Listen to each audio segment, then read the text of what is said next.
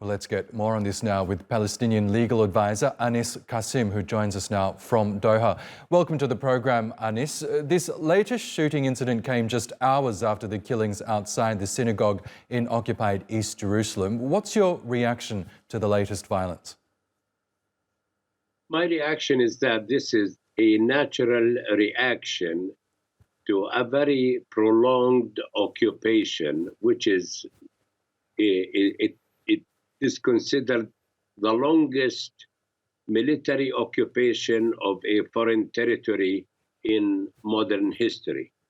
This year signifies that this is the 56th anniversary of the occupation by the Israelis of the Palestinian territory. And I don't think anybody should expect otherwise than resisting, as it has been the case in the last 55 years or 56 years. This is very natural. And this is very legitimate reaction of the Palestinian people to a very brutal occupation. And these latest attacks came soon after the deadliest Israeli army raid in the occupied West Bank in 2 decades, which happened on Thursday, killing at least 10 Palestinians. We know last year was the bloodiest in Israel and the West Bank since 2004, towards the end of the Second Intifada. Do you believe we're seeing signs of an attempt at another Palestinian uprising? I hope so. This is the only way to terminate this brutal occupation, which has saved nothing. They confiscated the property, private and public. They demolished houses continuously. They confiscate personal property. They hold people in prison administratively, which means they do not even issue charges against individuals, and those people are detained indefinitely. So there is a whole list of crimes committed by this apartheid state in the West Bank and Gaza.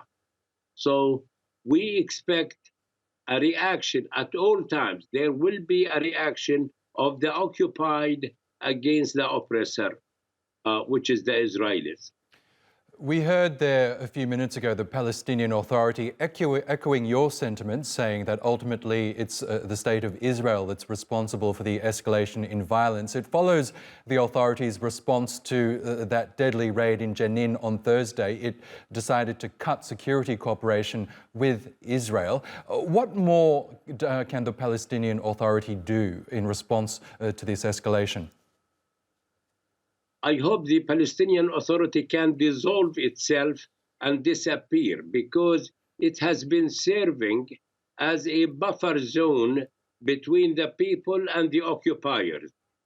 And it has been serving as the servant of the occupation authorities, because it declared the coordination, the security coordination with the occupier as a sacred mission.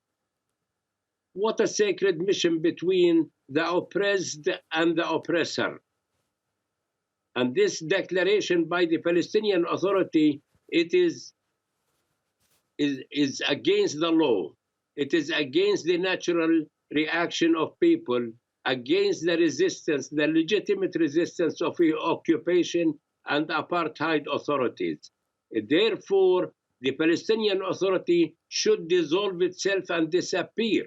Let the people face the occupiers face to face. It has been the buffer zone, and we don't need a buffer zone. The Palestinians don't need a buffer zone between the people who are resisting the occupation and this brutal military regime. Okay, Dr. Anis Kassim, we will have to leave it there, but thank you very much for sharing your thoughts with us on TRT World.